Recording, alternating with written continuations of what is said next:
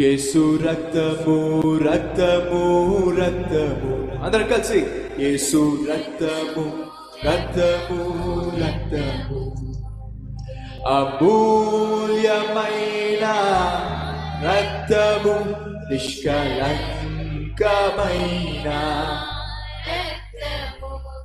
అమూల్యమైన రక్తము, నిష్కలంకమైన రక్తము, యేసు రక్తము రక్తము రక్తము, యేసు రక్తము.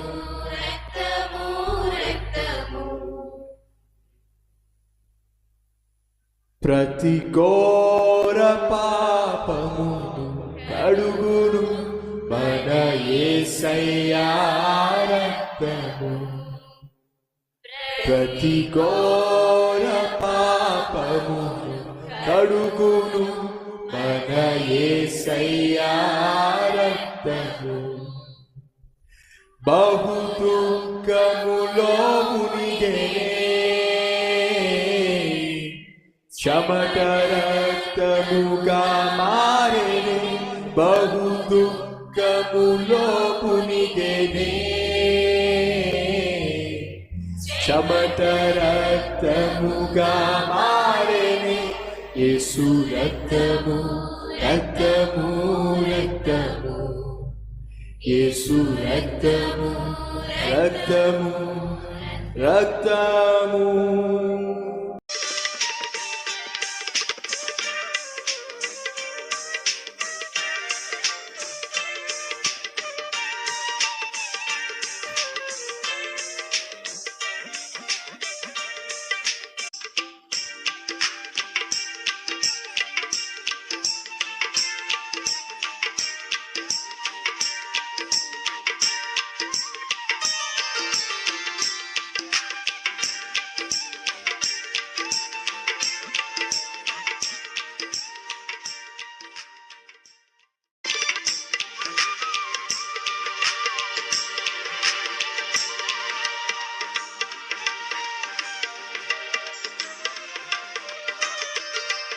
ఒకటవ కీర్తన 4వ వచనము, ఆయుష్ నిమ్మని అతడు నిన్ను వరమడుగగా నీవు దానిని అతనికి అనుగ్రహించి ఉన్నావు లేదా దయచేసి ఉన్నావు. ఆయుష్ను పొందుకుంటాడు, ఆశీర్వదించబడతాడు, ఆశీర్వాదకరముగా ఉంటాడు, ఆయుష్ను పొందుకుంటాడు. సాధారణంగా ఎవరైనా వారి జీవితము బాగున్నట్లయితే, 10 మందికి ఉపయోగకరంగా ఉన్నట్లయితే,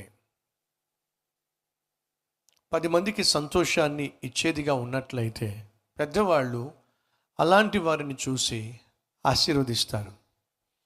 ఏమని ఆశీర్వదిస్తారు అంటే, నిండు నూరేళ్ళు ఆరోగ్యము ఆయుష్ కలిగి వర్ధిల్లు బాబు అని అంటూ ఉంటారు.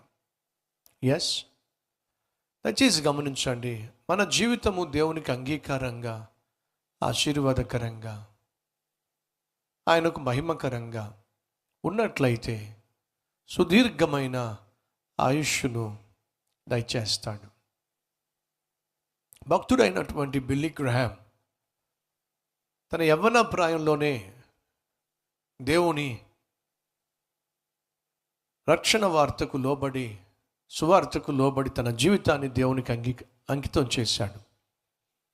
యవ్వన ప్రాయంలోనే దేవుని కాడిని తన మీద వేసుకున్నాడు. యవ్వన ప్రాయంలోనే సువార్త ప్రకటించటానికి, సేవ చేయటానికి తనను తాను అప్పగించుకున్నాడు. తన సేవను కాపాడుకున్నాడు, సాక్ష్యాన్ని పదిలపరుచుకున్నాడు. ప్రపంచంలో ఏ సేవకుడు అందించనంత మందికి సువార్తను అందించాడు. బిల్లీ గ్రహాం గారు నిండు నూరేళ్ళు జీవించారు. నిండు నూరేళ్ళు బ్రతికి 100 సంవత్సరాలు జీవించి 100వ సంవత్సరము ప్రభువు పిలుపును అందుకొని పరలోకానికి వెళ్ళిపోయారు. మోషేను గురించి ఈ విధంగా వ్రాయబడి ఉంది. అతని వయసు 80 సంవత్సరాలు అయినప్పటికీ తన కళ్ళు మసకబారలేదు, తన శక్తి తగ్గలేదు. 80 సంవత్సరాల వయసులో కూడా మోషే బహుశక్తి కలిగిన, ఆరోగ్యం కలిగిన, చక్కగా చూడగలిగినటువంటి ధన్యతను పొందుకున్నాడు. కాలేబును గూర్చి కూడా మనం చూస్తాం. ఇప్పుడు నాకు 80 సంవత్సరాలు వయస్సు అయినా నా శక్తి ఏమాత్రము ఉడకలేదు. ఆనాడు 40 years బ్యాక్, 40 సంవత్సరాల క్రితం ఎలా ఉన్నానో 40 సంవత్సరాల తర్వాత, అంటే ఇప్పుడు 80 సంవత్సరాల వయస్సు, ఇప్పుడు కూడా అలాగే ఉన్నాను, ఆరోగ్యంగా ఉన్నాను అని చెప్తున్నాడు. భక్తుడైనటువంటి జార్జ్ ముల్లర్ గారిని ఓ రోజు ప్రశ్నించారు, అయ్యా మీ ఆరోగ్యానికి సీక్రెట్ ఏమిటి, రహస్యం ఏమిటి? మీ ఆరోగ్యానికి రహస్యం ఏమిటి? జార్జ్ ముల్లర్ ఇచ్చినటువంటి అద్భుతమైన సమాధానం, మొదటిగా నేను నా దేవుని ఎదుట పరిశుద్ధంగా జీవిస్తాను. ఆరోగ్యంగా ఉండాలి, ఆయుష్ను కలిగి ఉండాలి. ఆశించేవాళ్ళు ఖచ్చితంగా ఈ సూత్రాలు మనం పాటించాలి. తను చెప్పింది ఏమిటయ్యా అంటే, నేను అపవిత్రతకు దూరంగా ఉంటాను, అంటే పరిశుద్ధంగా జీవిస్తాను. 2, నా దేవునికి నాకు మధ్య ఏ అడ్డు లేకుండా జాగ్రత్త పడతాను. అపవిత్రతకు చోటివ్వను. అడ్డు లేకుండా, దేవునికి నాకు మధ్య ఏది అడ్డు లేకుండా జాగ్రత్త పడతాను. 3, నా హృదయంలో ఎవ్వరి పట్ల ద్వేషం కానీ, కోపం కానీ, ఆయాసం కానీ అసలు ఉంచుకోను. ఆయాసానికి చోటు లేదు, అపవిత్రతకు చోటు లేదు. అడ్డు లేకుండా, దేవునికి నాకు మధ్య అడ్డు లేకుండా జీవిస్తున్నాను. అంతేకాకుండా అందరినీ మనస్ఫూర్తిగా క్షమించేస్తాను. వింటున్నారా? అందరినీ క్షమిస్తాను. అసూయ లేకుండా, ద్వేషం లేకుండా, కోపం లేకుండా బ్రతుకుతాను. అపవిత్రతకి ఏమాత్రము తావివ్వను. దేవునికి నాకు మధ్య ఏ అడ్డు లేకుండా జీవిస్తున్నాను. ఫలితంగా ఆత్మీయంగా ఆరోగ్యంగా ఉన్నాను, శారీరకంగాను ఆరోగ్యంగా ఉన్నాను.